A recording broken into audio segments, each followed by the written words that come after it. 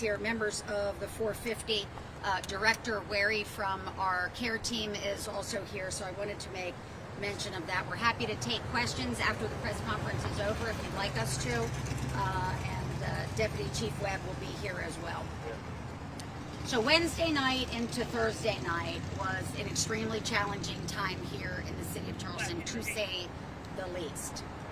35 overdoses within 24 hours. But when I was rereading that, as I was preparing my marks, that we know of no fatalities, and that's monumental.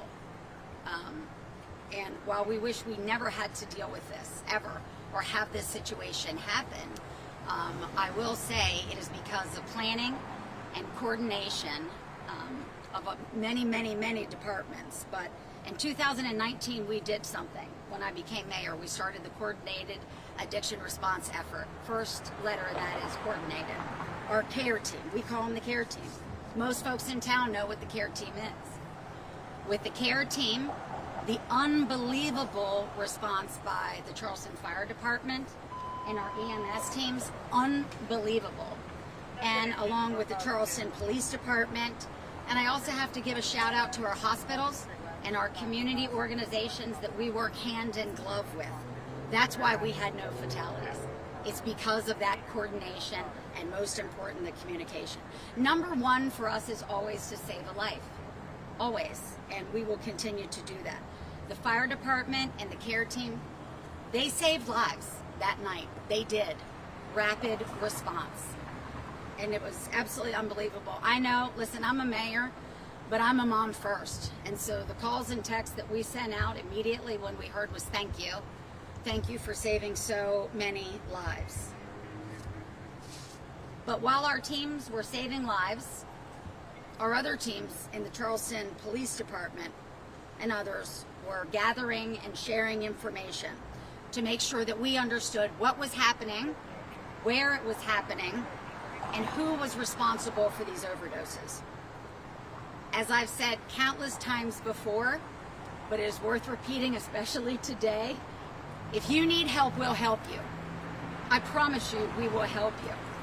But if you are here to peddle your poison in the city of Charleston and to commit crimes, you will be held accountable. We won't take this anymore.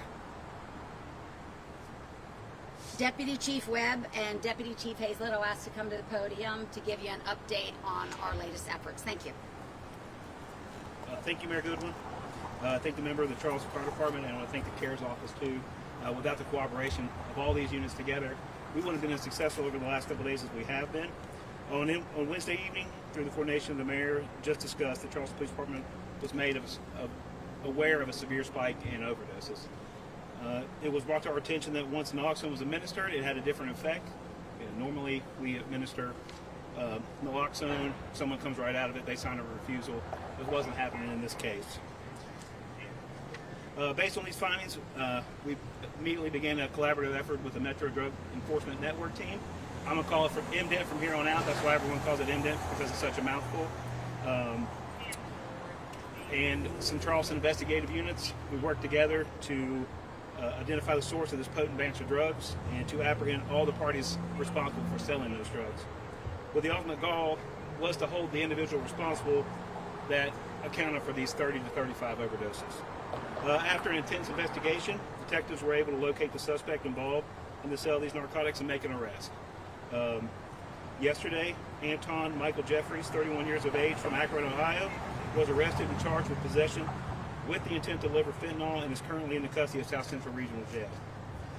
I would just like to thank the Charleston Patrol Division, the Hybrid Unit, the Charleston PD investigative units, and the Metro Drug Network team, Metro Drug Enforcement Network team, MDENT, for their quick response during these couple of days.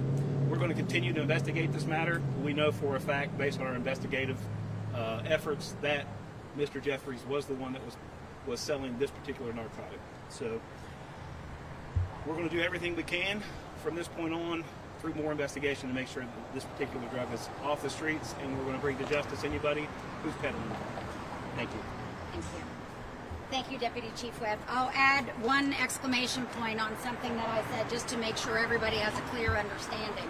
In 2019, we started the CARE team, but what has evolved over the years is something that was really, really special about what we do here in the city of Charleston, and it's called the CARE One team. Members of our CARE team go out every day with members of our Charleston Police Department and Fire Department. They work every day hand in glove. It has taken us years to build this amazing, amazing team, but that also helps significantly. Having them work side by side out on the streets is significant. So I wanted to make sure I mentioned that. And I also want to make sure that I have mentioned that we have so many great community partners. Somebody asked me to make a list of all of the places people can get resources and help and naloxone. We have so many great, good community partners that I can't do that. But what you can do is talk to our teams, talk to our CARE teams, and let us have you be directed to them. Thank you so much, everyone, for coming out. We really appreciate it. Thank you. And we're happy to take offline one-on-one conversations. Thank you. And interviews. Thank you. And I don't want you to lose your phone. So I'll hand that back to you. Thank you. Thank you. Appreciate it. Did you get what?